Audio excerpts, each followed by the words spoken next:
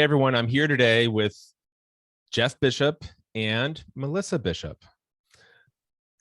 I think everybody knows the story at this point of your case with the FTC. It was high drama for the rest of us, so I can't even begin to imagine how high drama it was for you guys personally. Yeah, it's quite a shock, man. You're at the, at the height of your business, things are going great, and you're suddenly famous for all kinds of different reasons overnight. Yeah, and so I want to get into that, and just for everyone to understand, like, the purpose of this conversation today isn't just like, not just to tell your story about this, but actually like to take some of the insights and lessons that you learned from one, the fact that the FTC did come after you. Two, the fact that, like, in the end, the judge basically said there was no evidence of fraud. This case probably should never have been brought, but your business had already been basically, I don't want to say destroyed, but damn near. Yeah, pretty decimated by them. That agency's got a lot more power than you might realize. A lot of people watching this probably do realize it now, but it was an agency I was always wary of, but I was always more concerned with SEC stuff, but I never really understood how much power the FTC had until we were like right in their crosshairs. So right, that's for sure. Yeah, and so you've obviously, because you've been through it, like, that experience is to everybody else your blood, sweat, tears, screaming, rage, like all those things that you must have gone through are valuable to everyone else. And so we want to extract your pain and turn it into lessons for everyone. Well, great. I'm glad to bare my soul so you guys can enjoy it for a little bit here. No, I really think it's good to have takeaways, though. I think that a lot of people that end up in our situation really don't talk about it, and a lot of those lessons they don't get shared to the world. But I really want everyone to be able to benefit from what we went through and hopefully avoid it. I mean, I don't want this on our worst competitor. Right. Yeah. One or two of them. But in general, I don't want anyone to go through this. Yeah. But then I think also, and I really appreciate your willingness to be open and talk about this. We tried to do a small conversation much earlier, but then your legal team member was like, we should probably not do this right now. And I was like, yeah, we were right in the middle of a settlement there. And then they're like, you know what? You probably shouldn't say anything. Just get this thing signed. And we worked so hard to get to the finish line there. So yeah, like, let's just wrap it up. So yeah, we did do that about a year ago almost, I think. And then we couldn't put it out there. And part of this too, and the reason I'm excited to have you with us here, Melissa, is that I know from, your background on, you have a PhD in marketing, you've been just as involved in the business as the way I've understood it as Jeff. Like, you've been very involved in this. Obviously, this has been your guys' business, and like, you've done a lot of work. You did a lot of work once this case happened, right? In terms of like going into like the customer base and finding out information that would be relevant to the case. Oh yeah. I tried to become a lawyer of, my own, and tried to figure out how to get us out of this mess as much as I could. Yeah. So just for the people who maybe haven't had a chance to talk to you at one of the accelerators or FMS and like have watched this from afar, like, what's the kind of the arc of this here? Like, you basically, my understanding is you come home one day and you basically have this notice. Yeah. So this was December of 2020. I will always remember. So we were just in Baltimore like the previous week. So it was our end of year Christmas party, great party. It was our best year ever, of course. Raging Bull finally was $100 million year business. So we got to ring the bell. We'd always wanted to grow the business that big, and we finally did it. Had our great party, had a great time with our team, come back over the weekend. And then Monday morning in my inbox is an email from the FTC sent to me and Jason and a few other people. And we get notices from agencies once in a while about this or that. So I don't look a whole lot into it until around 11 o'clock or noon that day. My lawyer says, you know what, this one is special. You're going to want to pay a little more attention to this one. So I dig into it. I'm like, wow, this actually looks pretty bad. I think they're accusing us of a lot of bad stuff here. It's so shocking to get out of the blue. So first of all, we did not have dialogue with them on this beforehand. So it really totally came out of the blue. We were blindsided by it. And, they used to have this power. We were the last one, I'll take the badge of honor. We were the last one they got to use this little power. Yeah, in our industry, in our industry though, where they can come at you with an asset freeze and shut your company down until the facts get proven out. Well, it's awfully hard to prove out the facts of your case when all your assets are frozen and your company shut down. So usually you just kind of have to go with whatever it is they accuse you of and then find some kind of settlement and you hopefully get out of it. Fortunately, we had a great legal team behind us. We were able to make some moves that got them to, stick on our side throughout this case. And, the facts eventually came to light as much as it needed to be. I don't believe all the facts ever came to light, but enough to, we were able to show that, no, like you said, there was no evidence of fraud and, the business was viable. And did it need to be tightened up in certain places? Sure. So we, take compliance very seriously. I felt we already did prior to that. But now we've got exceptional compliance policies, probably best in class because of what we went through. But we realized that there's a lot of hot buttons the FTC has that you really want to avoid as a publisher. Now, I think we were an easy target because we were not as big as Agora, of course. So I think that's a little too big to go after the whole company, but we were probably one of the biggest publishers out there, independent. And it was a pretty lucrative case for them to go after. It was a good one to hang your hat on and make a case on. And what they really wanted to do is, take a shot across the bow and make a message to the whole industry, right? Right. And they did.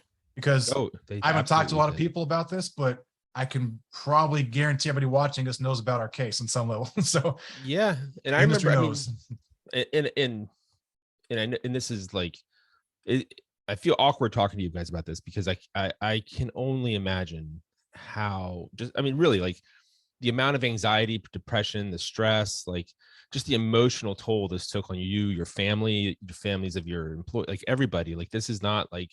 Yeah, like this was like a catastrophic thing that you guys went through. It's traumatic, and a lot of this stuff is probably triggering for you guys to talk about. It is hard. I think the hardest thing for both of us was having to furlough. I can't even say it without getting emotional, but having to furlough all of our employees at Christmas time and with COVID. Yeah, I mean, we're pretty tight company, so I know everybody. We're friends. It's family. Like your family, right? We built this thing over 10 years and to have to look at all your employees one day and say, look, it's Christmas. We got to furlough you. And no, the FTC is not going to release any funds to pay you anything right now. It's like, you're just shut off one day. That was super hard. That was super hard. Yeah. I mean, that's just, I think traumatic is just the beginning of that then. So let's avoid that for anybody else we can in the future. Yeah, well, I guess to that point then, like, what would you say are the first kind of like the biggest lessons that going through this process and winning? And that's an important thing distinction to make for everyone. That it's the everybody tells us we won, but this sure doesn't feel like winning. I gotta say. That's about that. Yeah, it's like a Pyrrhic victory. It's like you won, but your business is destroyed. You had years of your life like consumed by this. You had. Yeah, it's totally transformed our life, our business. It's been, just outside of like losing a kid or getting, in some tragic car accident or something, probably like the worst thing we'll go through. So, we're slowly trying to get to the other side of this. We're crawling out of this hole at the moment and trying to rebuild and regroup here. But it was just like a life changed instant. Like you were just going through that intersection and you got T-boned by that car. And your life changed instantly. That's a lot what this is like. So we're now coming off the operating table and kind of learning to walk again and kind of getting our stride back. But it was definitely a life-changing experience. Well, let's like dig into this. Like you mentioned first, there were some hot button issues of the FTC that you want to avoid. What would you list as those top hot button, like having been in there, having heard the arguments obviously from the lawyers and had to like deal with them materially? Yeah. What are those hot button issues that, like, from your view, that they really, really care about? Yeah. We're not lawyers, so we'll just close that. There you go. In case you mistook me for a lawyer, I'm not a lawyer. Find your own legal advice. I'll tell you what we walked through. Takeaways. If you're watching this, you're probably a publisher of some level. And I can tell you the FTC doesn't like you. You probably sell something where you are not promising anyone that they'll make money, because you won't do that because you're pretty smart. But you've probably got a business where you're showing people a possibility of a way to make money or get better at life, or, you know, your life coaching. So you're implicitly promising something, even if you don't come out and say it explicitly. The implicit promise is a big part of what they don't like.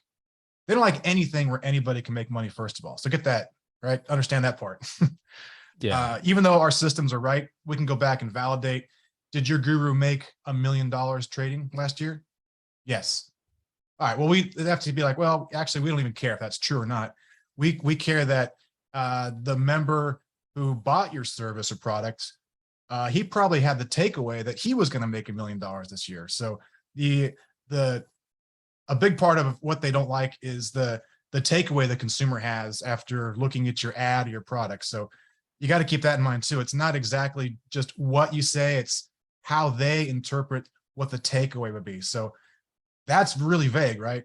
That's a tough one. Like, it's vague. Like, how is a consumer going to take away my ad? Like, my ad's factual. I did make the money I said I did. I didn't promise the guy that he was going to make money in the ad. And I said, this is something it's possible. He could do it. Why? Right. Well, because we showed people it's possible. So those are all things we all rely on as publishers, but got to be really careful. And Well, having some backup on what that takeaway is key. So that's something I wish that we had prior to it. In our case, honestly, it wouldn't have mattered because they came at us so hard. But for most people, having some more studies in place, having more backup on what you're saying will help you a lot, because the FTC will come knocking your door at one time. I think another thing I see a lot from publishers is people think, well, I'm not a $100 million company. I'm not Agora. They're not coming after me. They don't care. I can tell you what, they do care. Last year, they sent out 1,900 letters to publishers and all kinds of businesses saying, we don't like what you're doing. You better fix it. And now they're following up with, now we're going to fine you over this. So we think we're right. You prove us wrong. We're going to fight over this. And for the average publisher, it's a monumental undertaking. People don't understand the power they have by just coming at you and requesting information. It's not as simple as, well, send me all the emails you sent out on something. It is the discovery process that they get to serve you with, and the amount of documentation that you are forced to provide is unbelievable. It's paint that picture a little more. What's that like? So what does that it is include? every single email. It's every document of your business ever. It is anything you can think of. Like chat, stuff Slack you haven't records, thought of. chat records. What's that? Like inter-office communication. They definitely like could if they employee- want. They might request that just because they can. A lot of this, they've got the power to request anything, so it doesn't hurt them to just make a broad request. So you will then, if you don't have a good lawyer, you will get one soon when you get that letter, I guarantee you. And your lawyer will try to negotiate certain things and say, well, you're asking for 1,000 documents. Can we narrow it down to 100 and start there? And that probably will be what happens. But there's a lot of documentation. I've talked to several people who have got these letters or have worked with the FTC recently. And I can tell you, they're just getting more aggressive on that stance, because I think it's because they know what a burden it is. And if, for most companies, it's an incredible burden just to have the documentation in place. It's months, and it's hundreds of thousands, if not millions of dollars, depending how big you are. And it's a lot. So that's a big weapon they've got, and they are happy to use that with anybody right now. So. Right. And I mean, because you mentioned this a little bit too, because they did lose that injunction power, which they just, or anyone who hasn't listened to the conversations that I've had with Damon Wright from on the FTC issues, he is a lawyer who has had nothing but great things to say about. I like that guy a lot. Great guy. Yeah, he said lots of great things about the people who've handled your case, obviously, and they were just really they really did a great job. But if anything, we set a lot of precedent for everybody out there, so you can thank us later. You can always buy me a drink at John's next conference. So. Yeah. But that injunction power, a different case took that to the Supreme Court. And they basically were ruled unanimously, which for the Supreme Court to unanimously rule against something is not the government doesn't go unanimous on anything, right? That's outrageous. So they that said tells they you how never bad had it it, was. right? They said they never had that power, but they'd been using it for like 25 years, right? Like, right. Shutting businesses down, essentially freezing all your assets before the cases. Like they kind of had the power, but it was meant to be like in the most egregious circumstances, right? It was supposed to be like, you know, you were totally just, you know, stealing money from the public, and they've got to have some reason to shut you down now, so you don't, you know, pilfer all the money offshore and leave. So maybe there was bureaucratic creep to where they just started to become the start of the process for them, rather than like kind of like a tool that they use. I don't know, but it turns out they were using it just tons. it became a big one they used. And now, I mean, I think that's the scariest thing about that. And so now the issue of size that you brought up, my understanding from talking to multiple people who do, whether not just them, multiple lawyers, multiple people that do follow the FTC thing, is that because of that, it changed. Like they are with those notices that you mentioned, they're basically in a situation where they're trying to create new precedent about what their powers are. And the easiest way to do that is maybe with smaller cases, not with bigger cases. And so it could be, like, not to terrify everybody, but it could be that if you're smaller, you're more of a target than at other times, just because they know you're not going to be able to fight them, because it costs a lot of money to hire a lawyer to fight them through this. I'm sure that alone is a huge, huge number. Absolutely. It's easy to set precedent with a weak opponent. You can get them to submit pretty quickly and then check the box. You're done. Yeah. And so with that, then you talked about several things there too, about the general impression of your ad. Like, so how, because we're talking about markets and investing, and because of that, it's just like the people in the business opportunity space. If you're talking about starting a business, the main benefit of any of that is the money that's coming from it. Yeah. How do you start to build? Yeah. Like trying to sell, you know, a weight loss product without being able to say you can lose weight. And so you get a little bit with, you know, your hands get a little bit tied behind your back with what you can say and how to say it.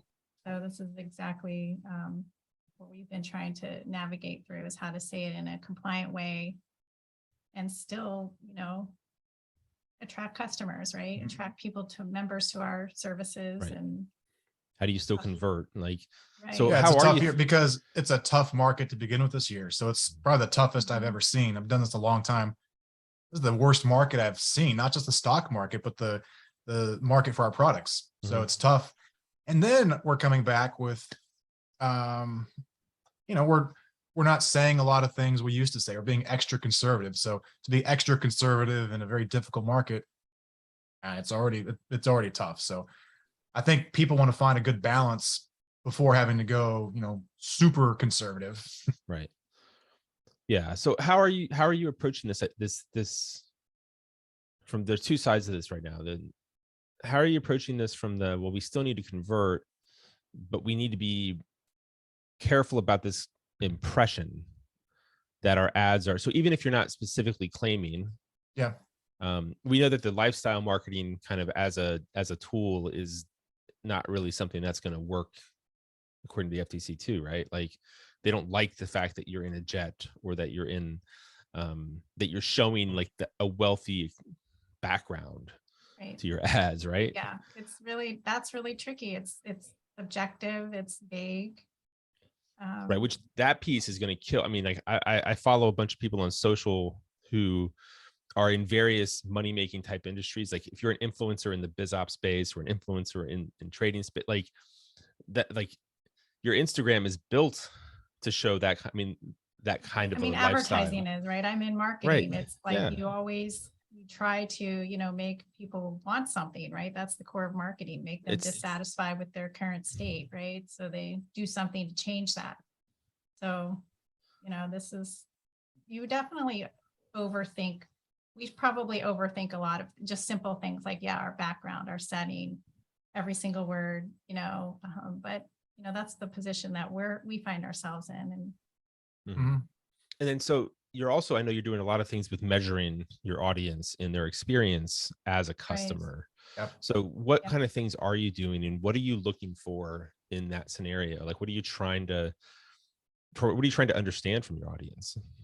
Right. Well, so in the spring, it really prompted us to understand what the experience of our customers actually was. And when we had a pretty good idea, we're very interactive, that the gurus are very interactive with their members. And we often get testimonies and, little, tweets or whatever messages from customers. So we had a pretty good understanding of what our customers' experiences were, especially the ones that were very engaged. But we wanted to do something more formal. So we put together a survey and sent it out to all of our very engaged members, or anybody that had opened an email in the last month or had some type of involvement with one of our experts. Are we allowed to say gurus? Gurus. Or traders. Our educators. Educators, yes. What it comes down to is your business probably is a stock market education company. So that's probably something everybody watching, if that's your business, that's probably like how you define yourself. So everything you say should come across from an educational standpoint, not about I'm teaching you how to make money. So another thing we'll talk about in a minute is like, you don't want to cross that financial advisor barrier, which is another tricky one. You don't want to be out there giving people specific investment advice. So right. That's one of those things where I remember, like, this one of the classic kind of newsletter copy rules was you never start something dear investor or trader. It was always dear reader. So they're publishers. General reader. Like even that can have issues. Like, oh, I'm sure. Yeah. So we can talk about that in a minute too, but. Yeah. So we wanted to find out, so we surveyed a bunch of our members, and we asked them about your education level before joining Raging Bull, after, compared that difference, confidence in trading, confidence, before joining and after. And we did ask about profitability. We wanted to know, fingers crossed, that our members were actually making money. And so, you can find that. I can send that report to anybody that wants it. You can find it on Raging Bull's website. But it was a pretty good analysis. It also not only really helped, gives us a leg to stand on, because 80% of our customers that took the survey reported some level of profitability. So it was sort of like a moment, like, whoa, they are being effective in the market. They're navigating it effectively. But it also helped us to understand where some of the things that we were weak with. And one of the biggest things was really helping people reduce trading risk. And so it really it's helped us to, guide how we, our experts and our educators, and how we teach. So how can we teach more risk reduction strategies? And so overall, it was not a really long, extensive survey. It was something that people took for free, so you had to limit the length. But we did have pretty good participation, and it really it gave us some very interesting information about our members. We hope to do it on a regular basis so we can constantly, know where we are doing well, know where we need to improve. It's good on two sides. Like, as a business owner, you kind of want to know where your people are at. So it's going to help you as a business owner to get more information on them. And then the legal side, I think, is really important. So assuming you do not get hit with a big sledgehammer and you actually have some dialogue, being able to say, look, here's my typicality. I've actually done studies saying, here's reasonably what my members are doing. And then, having that kind of information available will go a long way of, giving you some leverage in the negotiations there. So typicality is a big one for them. They really don't like anything that is implying that people are going to make money and that you're going to help them. You're going to give them an easy system that's replicable that they can use to make money. And those are all huge trigger words that you should really make sure you stay away from. Yeah. Also, the social media. We talked about that a little bit. Like, even using, we were talking about, we have a lot of social media. We used to, a lot of social media exposure, and we'd have lots of people saying, hey, Jeff, I made 100% in this trade. I made $5,000 in this. We did this and this. And we had tons of those. We use those in marketing all the time. We didn't solicit them. We didn't pay them for it. They would just tell us things on social media a lot. And that's a great little piece of social proof, we call it, that we like to use. Well, that comes back to typicality too. So the FTC would say, well, is Bob may or may not have made 5,000. Did you verify that, first of all? Yeah, verifiability. Even if you did verify it, is that typical? Like, how do you disclose that? And then they get to things like, well, you can't just hide behind a disclaimer. You can't say a bunch of things that may not be typical. And then at the bottom of your page say, well, results may not be typical. You should blah, blah, blah. You can't hide behind disclaimers too. So we learned a lot in the last couple of years. Well, so we're not lawyers again. That is yeah. tough. That's a tough issue. But we're happy to recommend some. Right. So, but like you talk about a typicality survey though, and I know this is from some of our previous conversations. This isn't like just I put together a Survey Monkey thing, and like what you're putting together is actually a very robust, like statistically significant kind of approach to how do you how would you do this in a way that it would stand up in a courtroom, right? Versus something that would I'm be like you. I would have just sent out 10 questions on Survey Monkey. All right, great. 90% of people check these boxes, so we're good. But that's where having a PhD comes into the she's like, no, these things have to be structured just right. And there's all these different parts of the survey that have to be done correctly. So right. I mean, it's still a work in progress. I think understanding what will stand up in court. I mean, it's not a lawyer. I can't say what will stand up in court. How about what would quite a bit. Only things that will help you in court. How about we take that Charlie Munger thing where like you know how he has this thing about Warren Buffett's partner. He had this thing of if you want to understand how to build a great business, invert the problem. Like, how would you destroy the business? So how would you create a typicality survey that is guaranteed not to stand up in court?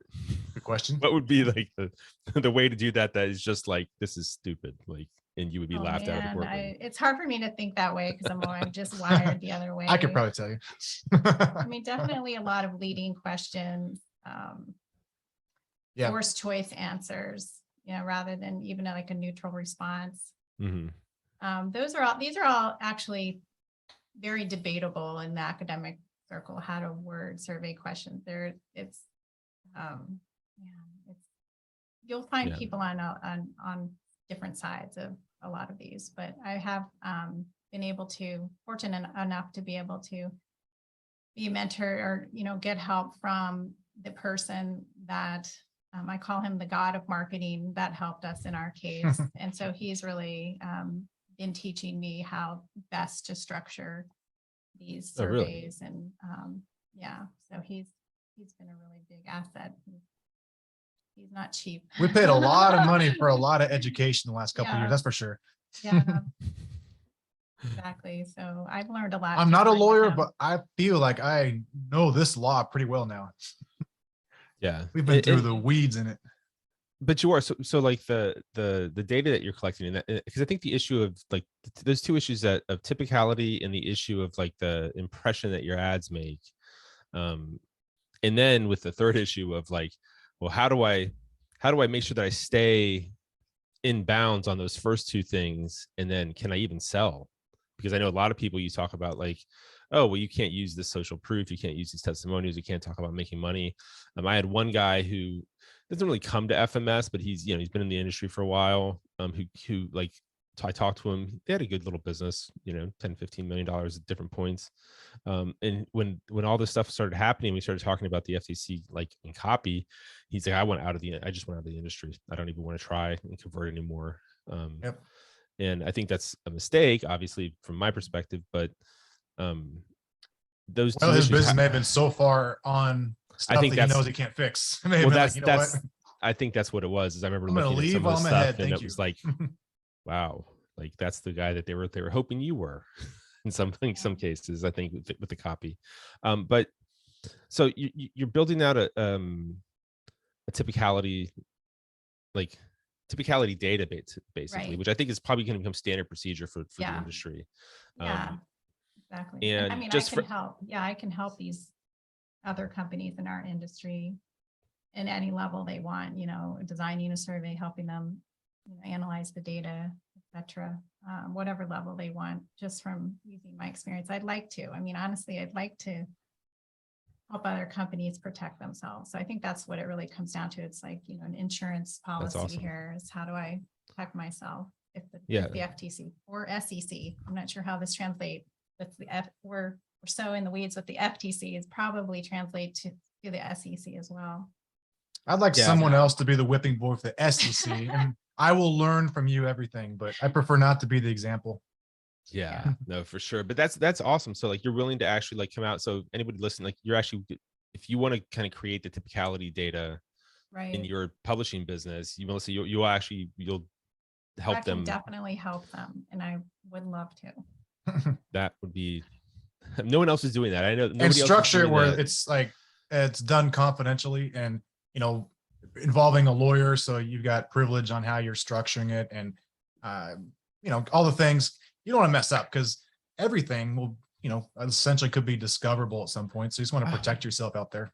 I think it's amazing that you're willing to help other publishers with this, honestly, just because I think that one, nobody else has gotten a more robust education and understanding of what this process looks like, the consequences of it, the arguments involved, like then you guys, I think in the last couple of years, and like you said, you spent tons of money trying to deal with this and understand it and educate yourselves around it. So like that's a really awesome thing that you're willing to do.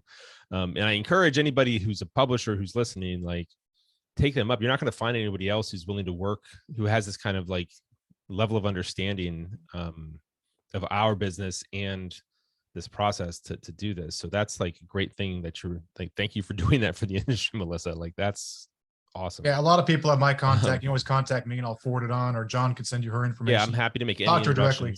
Yeah, I stay out of it. I'm not going to get in. You can talk to her. It's fine. She's got her own thing. I have my own business set up, so it wouldn't even be associated with Raging Bull. So. Okay. Yeah, that's great.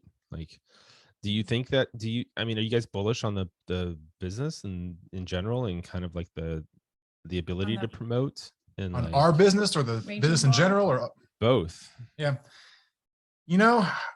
I think that's going to take longer than most people expect to see things turn around for the general business. So I think that the market still has a long way to go down. And I think that we lost so many investors who were like, no, I'm just done. That was a fun ride for a couple of years, but I'm done trading. It's stupid.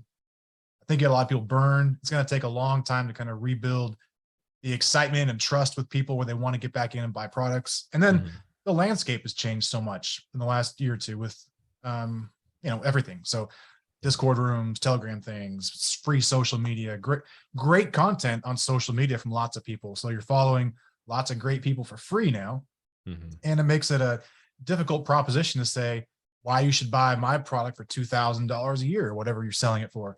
It's hard to stand out in that world. So I think that's a permanent shift. I think we're going to all have to adapt to is like, how do we change our business models a little bit to work with what we're given? I think that just trying to make small tweaks on the business is not going to be enough. I think we've seen just a sea change across the board for the overall business side of the market.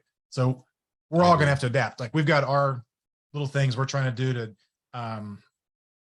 monetize our lists in different ways and not have to rely 100% on subscription revenue, which is what we've been for 10 years. So we're trying to diversify, find more ways we can use our audience. And I think that most publishers probably will have to do that. It's going to be really tough to be able to survive in this ad market where you can, navigate advertising correctly with legal bounds, have it convert well, and find products that are going to convert like it used to. We're all finding that's really tough. So the way your biz will work probably will be, either linking arms with other publishers, trying to share lead costs or cross promote more, or find ways you can cut your expenses, which is great. And probably also is, finding new ways to monetize your audience. So I think that's going to be something everybody's going to have to look at. Yeah, I agree. I think that's like, I agree with you 100% that this is a sea change, and because there's so many different structural elements happening at once. Like you have this regulatory aspect that is more robust. You have like a change in the display networks business. Like the competition in display networks and the changes that are happening there are substantial, with whether it's the privacy issues from iOS and its impact on Facebook targeting and everything else, or the increased click competition and ad spend, the free line, the creator economy hitting the newsletter space with like the Substacks of the world coming out and really like bringing that in. And kind of like the model has to evolve. I think I'm still bullish on the audience and the growth of the industry, but I'm with you that I think that the way what a successful publisher looks like 7 or 8 years from now will look very different than what a successful publisher has looked like in this last cycle. Yeah. I don't think we'll have another $100 million publisher in the old model where it's purely subscription based the way it used to be. I think you will get there, but it will be different. You'll still have guys who'll get to 100 million again, but it'll be a different combination of ways that their business runs. It won't 100% be only subscription based. I think I don't think it'll happen. I don't say rare. I don't think it'll ever happen. So I think it'll have to be some combination, but the market's still there. There's still millions and millions of self-directed investors. People want more help. They always are going to pay for what they consider to be expert analysis and help them get better. So I think there's a lot of ways to get there. It's just going to look a little different. And honestly, I've been doing this. You've been, we're old. We've done this a long time. Yeah. I've seen things change every year or two with the internet. Yeah. So I haven't seen it change this much, but every couple of years, the internet changes dramatically. You've got to roll with it if you're going to survive. So I remember it's just one more of those things we're going to have to figure out. You remember when hot list launches weren't a thing in our industry? Like we did them in internet marketing, and then the hot list launch came to here. And then you remember like the rise of, like, you used to be able to be profitable on Google pay-per-click. Like, I mean, like you could literally make a profit. I had a friend who was doing like $100,000 a month at one point, arbitraging Google pay-per-clicks to other CPC offers because the traffic was so cheap. And then you have like these fundamental changes that happen. Then we also have, like, I remember when you couldn't sell an options promo by saying, if you said it was the options, it just didn't sell. That's right. And so people tried to like sell it with like all these crazy, like confusing promos that hid what it was, and the refund rates were through the roof. But one of our big growth things was getting into options like 5 years ago. Like you said, like that wasn't really a thing. Everything was stock trading based. And then I'm a big option trader, so I launched the first option thing, and people suddenly heard that you could make 100% trading something. Like, oh my God, what? Right. I don't know why it took so long, but I think the market, it just finally got there. It's like, that was great. And now you go out there and tell people you can make 100% trading something. They're like, so what? Everybody's making 100% on trades, I hear. So what else you got? Yeah. Bitcoin kind of changed everyone's concept of what's possible. Yeah. Show me 10,000%. Maybe you get my attention. Unfortunately. And so, but that's the thing too, that changes. Like, I'm kind of a history geek in the industry. So like, I remember like the 1990, the tech boom, like that came with, there's always this one big theme. There was the tech stocks. And then there was the day trading boom that happened alongside it, right? People were trying to day trade for the first time. And like it was in like Time magazine and everything. And then you had the crash, and that kind of dried up. And then 2005, like the post.com crash, we had the bricks and we had peak oil. And those are the two big acquisition stories. And if you go back and look at all the magalogs and promos, and then you also had the Forex trading boom. And so it was like this Forex trading was just the thing. And then 2008 happens. Forex kind of goes away for most. That never comes back. US market never comes back. And then we had these big themes, which were things like 5G. We had cannabis. We had the crypto explosion, and we had options. I think options trading was the trading boom that happened during that period. And it's always one. It's never like, I mean, you could say because of the length of this bull market that there was a crypto trading boom that happened kind of late stage of that. And so for me, part of it too is like, well, as the market changes again, we're going to see that again. There'll be a new trading boom, and there'll be a new handful of themes that are all the acquisition. And half of publishing is figuring out what those three things are, right? There's three sectors that are going to kind of dominate the next cycle. The interview I posted today with Angel Publishing, they're finding that all their resource stuff is working. So that's like a resource boom. There's a lot of reasons that could be one of the areas that we look at, but there's going to be another trading boom. And part of that is like, in each one of those trading booms is an increasing sophistication of the customer and the size of the market. Yeah, absolutely.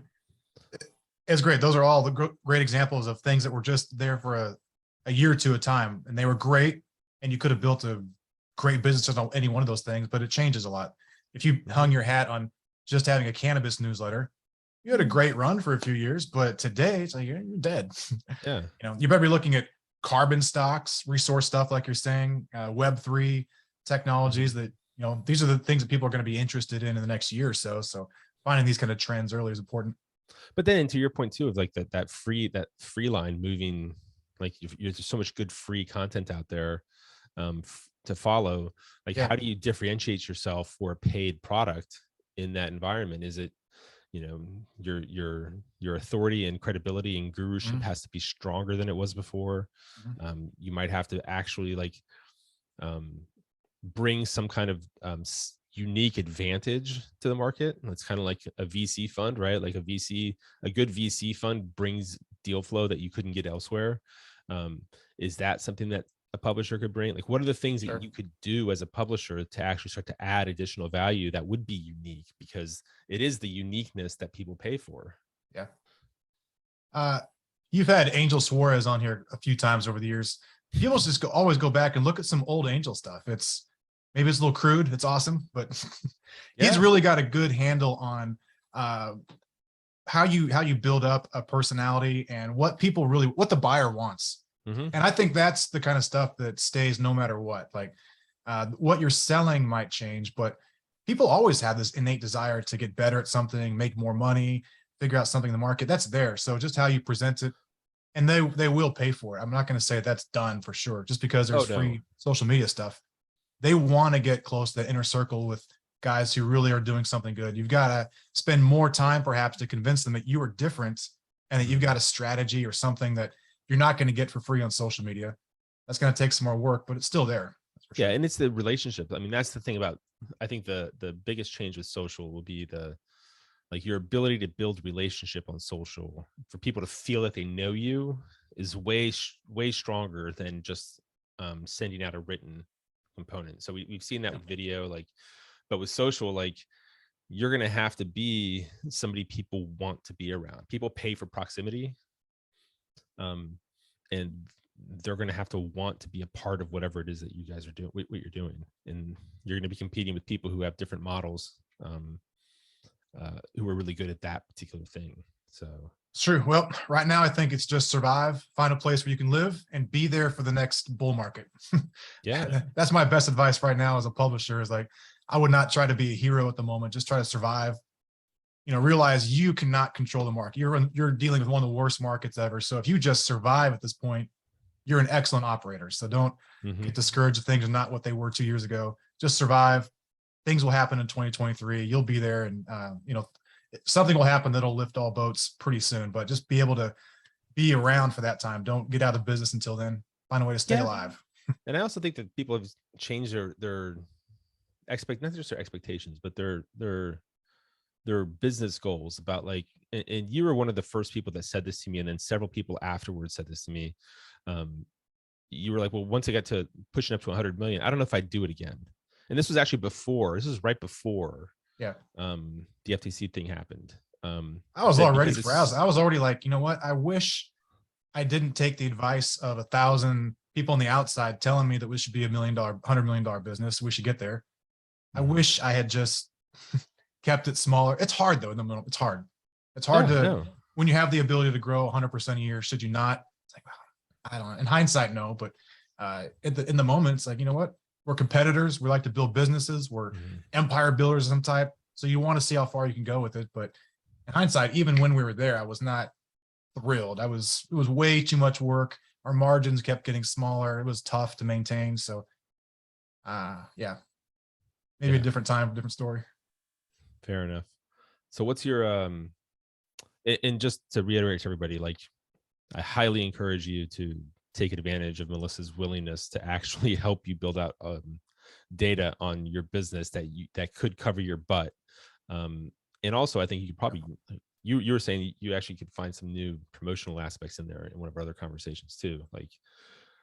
just the fact that people are more confident after they like, okay, like there's emotional benefits that from a copy perspective that you can put in there. And I remember there was one of the great direct mail promo or copywriters of all time was Gary Bencivenga. And if you have some of his promos, you can go back and read it.